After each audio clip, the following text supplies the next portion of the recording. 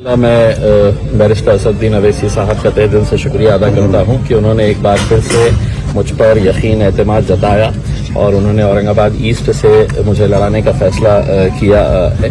मैं औरंगाबाद की आवाम के ऊपर मुझे पूरा यकीन है कि मजलिस इत्तेहादुल मुस्लिमीन के लिए जो मोहब्बतें हमने पिछले 10 सालों से यहाँ की आवाम ने हम पर निछावर की है, जो यकीन और भरोसा हम पर जताया है, इंशाअल्लाह इस बार भी वो यकीन और भरोसा यहाँ की आवाम फाइनली दोस्तों इम्तियाज़ जलील साहब का नाम जो है वो ऑफिशियली डिक्लेयर हो गया है कि औरंगाबाद ईस्ट से वो चुनाव लड़ेंगे। असदुद्दीन ओवैसी साहब ने ये घोषणा कर दिया है कि औरंगाबाद ईस्ट से इम्तियाज़ जलील साहब और औरंगाबाद सेंट्रल से जो है सिद्दीकी साहब उम्मीदवार होंगे। तो ये चीज़ें भी क्लियर हो गई है। बहुत सारे लोग कन्फ्यूज़न में थे, बहुत सारे लोग इस कश्मकश में थे कि इम्तियाज़ जलील साहब क्या उपचुनाव जो हो रहा है नांदेड़ के अंदर लोकसभा का, वहीं सिर्फ चुनाव लड़ेंगे, विधानसभा का चुनाव नहीं लड़ेंगे, और अगर लड़ेंगे तो कहां से लड़ेंगे, ये चीज़ें भी क्लियर हो गई। साथ के साथ गठबंधन का भी जो है फाइनली अपडेट आ गया है और क्या चीज़ें और आने वाली है वो भी मैं इस वीडियो के अंदर बताऊंगा। तो चलिए शुरू करते हैं दोस्तों। जो नए हैं वो बराए मेहरबानी चैनल को जरूर सब्सक्राइब करें और वीडियो को ज़रूर लाइक करें। सबसे पहले हम बात कर लेते हैं गठबंधन की। गठबंधन का जो एक उम्मीद था, हालांकि मैंने पहले ही बता दिया था कि 99% चांस ये है कि गठबंधन नहीं होने वाला है एमवीए के साथ, चाहे कुछ भी कर लो, कोई भी हथकंडे अपना लो, क्योंकि एएमएम को वो रोकना चाहते हैं, एएमएम के सियासी सफ़र को जो है वो ख़त्म करना चाहते हैं। इसी वजह से वो गठबंधन नहीं करना चाहते, ना सिर्फ महाराष्ट्र के अंदर बल्कि जहाँ जहाँ पर एमआईएम चुनाव लड़ती है वहाँ पर एएमएम अपना प्रपोजल देती है। बाकी जो सेक्युलर दल है लेकिन कहीं पर भी इनके प्रपोजल को एक्सेप्ट नहीं करते हैं। क्योंकि इस वजह से ताकि इनको अगर गठबंधन में शामिल कर लेते हैं तो फिर इनका जो मकाम है, इनका जो मर्तबा है, इनके जो नंबर्स ऑफ एमएलएज है वो बढ़ जाएंगे और मुस्लिम वोटर्स हमेशा के लिए इनके ही पाले में चले जाएंगे। इसी वजह से जो है कहीं पर भी जो है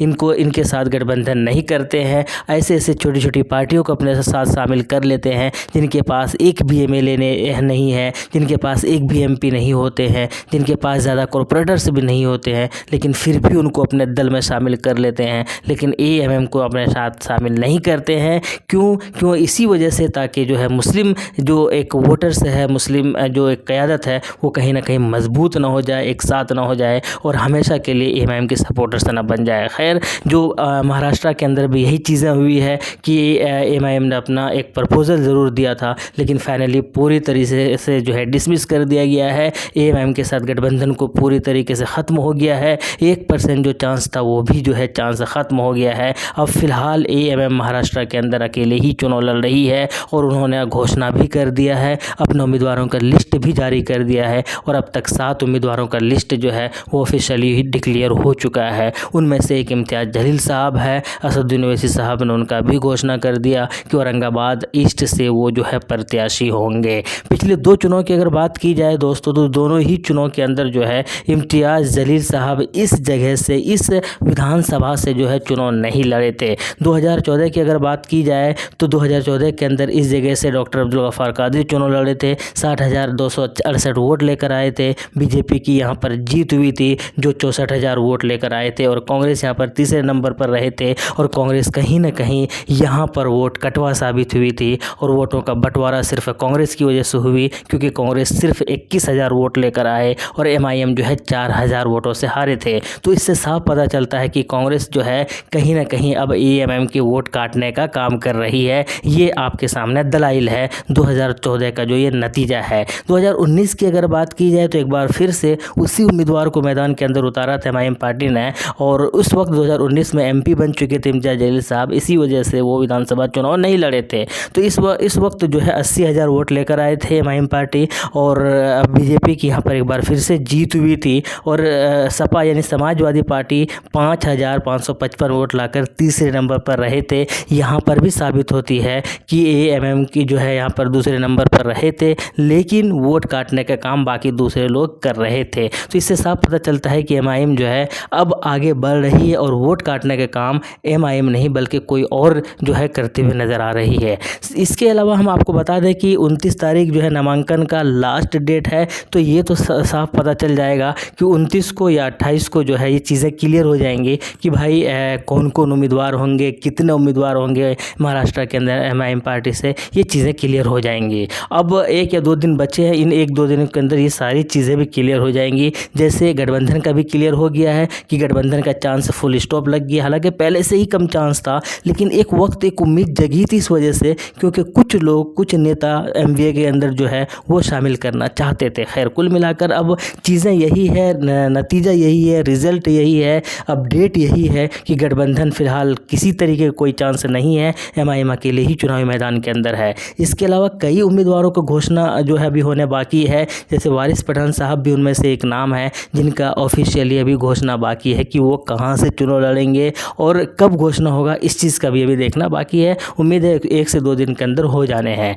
इसके अलावा बाकी लोगों में काफ़ी ज़्यादा उत्साह है, बहुत ज़्यादा लोग खुश हैं इम्तियाज़ जलील साहब का नाम सुनकर, क्योंकि अब लोगों को लग रहा है कि ये दोनों सीट जहाँ पर पिछले बार हार गए थे, पिछले विधानसभा चुनाव के अंदर 2019 की अगर बात की जाए तो औरंगाबाद सेंट्रल भी एमआईएम पार्टी हार गई थी और औरंगाबाद ईस्ट भी हार गई थी। तो अब लोगों के अंदर ये एमआईएम के जो चाहने वाले हैं उन लोगों के अंदर ये उत्साह है, ये उन लोगों के अंदर ये जोश दिखाई दे रहा है कि ये दोनों सीट इस बार एमआईएम के हिस्से में आ रही है। इसके अलावा लोकसभा उपचुनाव की अगर बात की जाए तो नांदेड़ के अंदर जो लोकसभा उपचुनाव हो रहा है, तो कई आर्टिकल वाले ये छापे हैं कि इम्तियाज़ जलील साहब चुनावी मैदान के अंदर नहीं उतरेंगे, क्योंकि सिर्फ माहौल बना रहे हैं, ताकि डर दिखा रहे हैं, ताकि जो है लोग इनके साथ गठबंधन में शामिल कर रहे हैं। ऐसे कई जगह मैंने पढ़ा है, लेकिन ऐसा बिल्कुल भी नहीं है। ऑफिशियली ये चुनाव लड़ रहे हैं उपचुनाव, और लोगों के डिमांड पर लड़ रहे हैं, लोगों के फरमाइश पर लड़ रहे हैं, और एक आंकड़ा और समीकरण ये बनता हुआ नज़र आ रहा है कि चुनाव से परिणाम इनके हक में भी जा सकते हैं,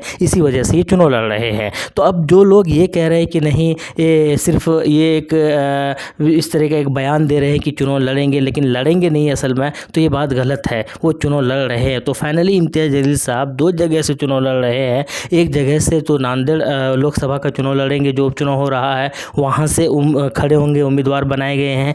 दूसरा जो है औरंगाबाद ईस्ट से उम्मीदवार बनाए गए हैं। अभी तक ऑफिशियली महाराष्ट्र के अंदर एमआईएम पार्टी विधानसभा चुनाव की अगर बात की जाए तो सिर्फ 7 सीटों का घोषणा हुआ है, बाकी सीटों का लिस्ट अभी ऑफिशियली घोषणा हुआ नहीं है। 1 से 2 दिन के अंदर वो चीज़ें भी दिखाई दे देंगी। तीसरी बात, अब जो गठबंधन है वो फिलहाल गठबंधन नहीं हो रहा है किसी के साथ, अकेले ही चुनाव लड़ रहे हैं, और इसमें शायद कहीं ना कहीं इनके ज़्यादा फ़ायदे भी होने वाले हैं। इसके अलावा बहुत सारे लोग आपसी इख्तलाफात है, कुछ लोग टिकट की वजह से नाराज़गी ज़रूर चल रही है कुछ लोगों में, लेकिन इम्तियाज़ जलील साहब का ये कहना है कि बहुत जल्द जो है लोग अपने ही नाराज़ होते हैं और बहुत जल्द वो लोग भी मान जाएंगे, वो लोग भी राज़ी हो जाएंगे। हालांकि अब ये देखना है कि किसके बारे में बातें कर रहे थे, कब वो लोग राज़ी होंगे, ये सारी चीज़ें तो आने वाले वक्त में ही पता चलेगा। अच्छी बात ये है कि एक पॉजिटिव वाइब सब आने लगी है। एक अच्छी बात ये है कि इम्तियाज़ जलील साहब विधानसभा चुनाव लड़ रहे हैं। बहुत थोड़ा सा जो एक डाउट था कि पता नहीं लड़ेंगे शायद, वो वाली चीज़ें वो भी क्लियर हो गई है। उम्मीदवार अच्छे नज़र आ रहे हैं, एक पॉजिटिव एनर्जी के साथ चुनाव लड़ रहे हैं, और आने वाले वक्त में शायद किंग मेकर भी साबित हो सकते हैं अगर सब कुछ ठीक ठाक रहा। 10, 20, 15 सीटें अगर एमआईएम पार्टी जीत जाती है तो। आपकी क्या राय है कमेंट बॉक्स में बताइएगा ज़रूर। मिलते हैं नेक्स्ट वीडियो में। Thank you.